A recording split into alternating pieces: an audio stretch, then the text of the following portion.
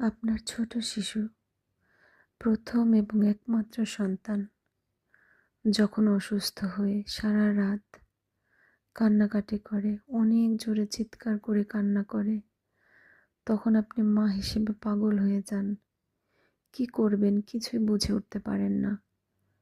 সারা রাত সন্তানকে বুকে জড়িয়ে কখনো বসে থাকেন, হেলান দিয়ে কোমর ব্যথা হয়ে যায়, পিঠ ফেটে যায়, অথবা বাইরে হাঁটাহাঁটি করেন, অথবা কখনো কখনো মশারির ভিতরে হাঁটু গেড়ে হাঁটেন বাচ্চাকে কোলে নিয়ে, কাঁধে নিয়ে, যাতে বাচ্চা কোনো যেভাবেই হোক ও যেন কষ্ট না পায়, কান্নাটা থামায়।